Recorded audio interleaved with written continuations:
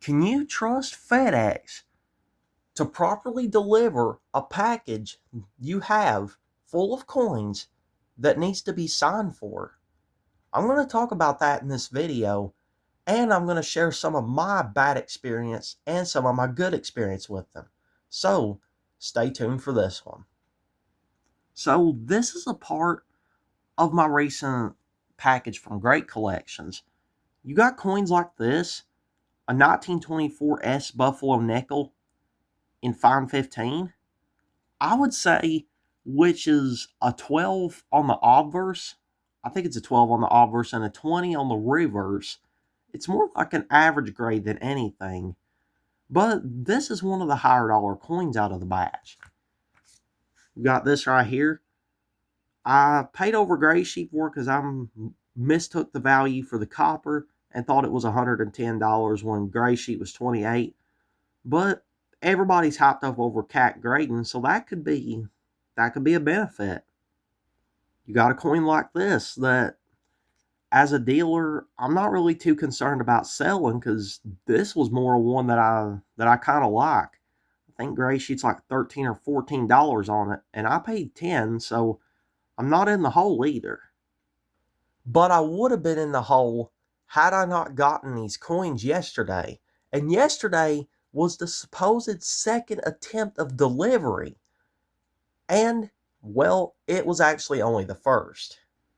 During the 2 days it took me to get my package, realistically 4 days, even though it was on the truck that went by the house 2 days, there was 2 different drivers. The first driver didn't even stop at the house. He excluded us from service and basically serviced everyone else who didn't need a package signed for. Now, I could see that if they were pressed for time or something, and if they left a door tag that said, hey, just very pressed for time, I'll deliver it tomorrow.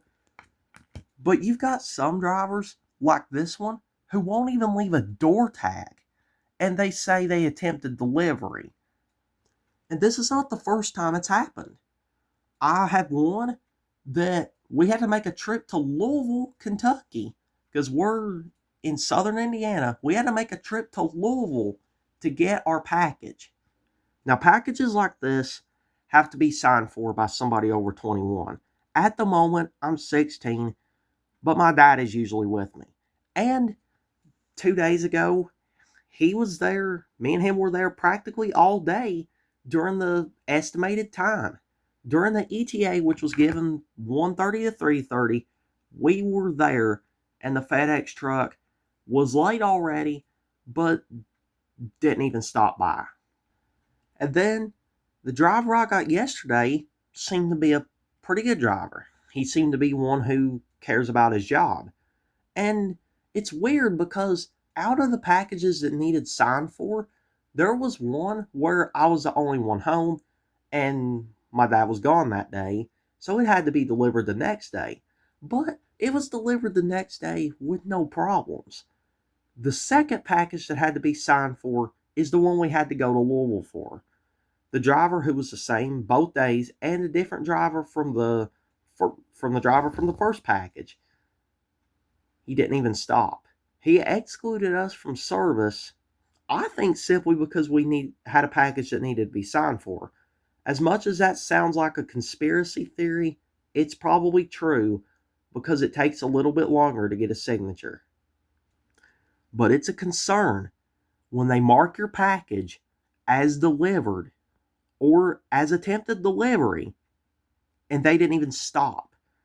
The thing is, the FedEx driver who delivered the second package, well, the one who attempted, quote unquote, attempted to deliver the second package, had to pull in our driveway to get across the street. Because, I mean, we live out in the country, but to get across the road, he had to pull in our driveway. So, there's no really no issues with the house. But Louisville is a good 35 miles away, and having to make a trip like that specifically to get a package is absolutely crazy. And I never requested to have the delivery date changed. There was several requests made behind my back, and Great Collections probably didn't even know about it. And the sad part is, Great Collections doesn't have a number to contact the FedEx representative. Thankfully, I was able to get to a FedEx representative yesterday, but I couldn't understand her. It was basically an Indian, I think the representative was Indian, could barely understand English. I could barely understand her. And then I think she was speaking Indian half the time. Now, I don't mind speaking to a foreigner who can understand English. I know some foreigners who can speak English as good as an American can. But I have a feeling that they were gaslighting me in Indian. The thing is, the FedEx website and the automated thing will basically gaslight you as if you don't know anything, which if you know that your package is supposed to be on the way and it wasn't delivered, then you know more than an automated system does. You know more than an automated system that will act like it's going to transfer you to a representative and then hang up on you, which has happened to me too many times to count. And when it involves coins such as this coin, which is a 1911s Philippines peso in AU details, even though it's cleaned, this is still, I think, the second rarest business strike Philippines peso, second only to the 1906S, which is the undisputed key date of the series. But when you got coins like this, and this right here, I paid about $160 for it. I would say it's a decent deal, but still, you got stuff like this. You got this Buffalo nickel. I paid about $105 for it. This right here was a $33 coin, and I'm pretty sure gray sheet is around, I think, 80 or 100, maybe 90. But this right here is a $55 coin what I paid for. Gray sheet's 100. You got the Mint State 67 dimes, most of which are toned. Got this right here. Gray sheet's 14, so $10 ain't too bad in the NGC slab. You got this right here.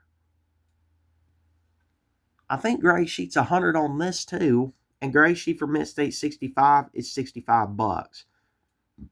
As long as Annex, if they can build up a better reputation, their coins may outweigh NGC and even PCGS if collectors will let them. You have this right here, 1984P, a somewhat rare date in full steps. About an $18 or a $19 coin, I think, in the gray sheet. I got this for $7. So it's a decent deal. You got this right here. It's a lot of 6 Lincoln cents graded Mint State 64 red. I don't agree with the grade on most of them. I would say it's higher. But I paid about $16 for that, and I know a guy who pays $5 a piece because of the slabs, so that's $30 right there. In total, the invoice amounted to almost $700. It's got several coins that I'm not showing in this video because they're very low dollar stuff, but when you have an invoice of almost $700, even if it needs an adult signature, if someone over 21 is there the entire day and the truck doesn't even come and you can't understand the foreigner speaking, you can barely understand them, what can you do? This particular package I got delivered, but it was from a different driver than 2 days ago. It was a different driver than the second. Because, yeah, I don't know why, but I'm glad it was because this driver seemed to take his job seriously. You have some of these drivers, you can tell that they don't take their job seriously. You could tell by the way they act in the truck that they seem to be uppity. But that is a big issue, and one of the reasons why I plan not to use FedEx anymore for my coins. I never thought I'd say this, but I think the post office would get them to me faster and be more reliable.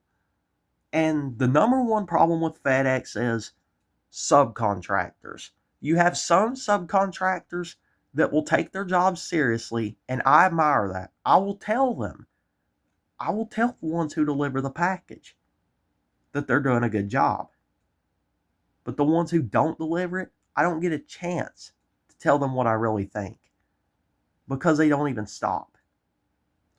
So, what is your opinion on all of this?